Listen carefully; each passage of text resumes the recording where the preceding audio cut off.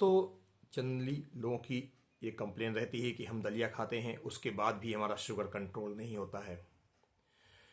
तो ये बहुत महत्वपूर्ण है इस चीज़ को जानना कि दलिया भी कार्बोहाइड्रेट है।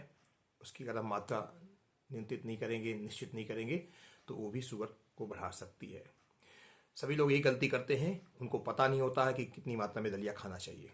तो आज हम वही बताने वाले हैं कि दलिया हमें 130 ग्राम से लेकर के 150 ग्राम के बीच ही, पकी हुई दलिया की हम बात कर रहे हैं, खाना चाहिए। यानी एक बार में हमें 130 ग्राम दलिया अगर हम खाते हैं तो उससे हमें 20 ग्राम के आसपास कार्बोहाइड्रेट मिलता है। और दलिया का जो ग्लाइसेमिक इंडेक्स है वो 50 है। तो जब हम इसका ग्लाइसेमिक लोड निकालते हैं तो 10 के आसपास आता है।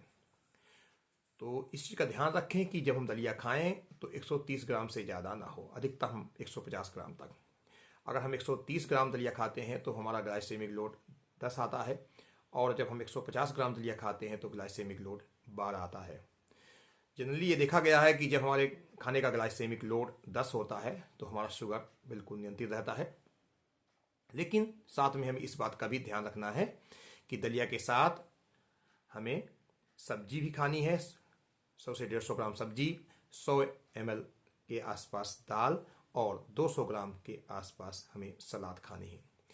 जब हम 200 ग्राम सलाद, 100 ग्राम सब्जी और 100 से 150 ग्राम सब्जी और 100 ml दाल डालते हैं तो शुगर का जो स्पाइक है वो 10 से ज़्यादा नहीं जाता। यानी आपकी अगर शुगर 110 है तो अगर आप ऐसा मिक्स करके खाएंगे, दाल सब्जी सलाद खाएंगे, तो आपका शुगर 120 130 के आसपास जाएगा। तो ध्यान रखना है कि विदाउट सलाद सब्जी हमें दलिया वो नहीं खाना है।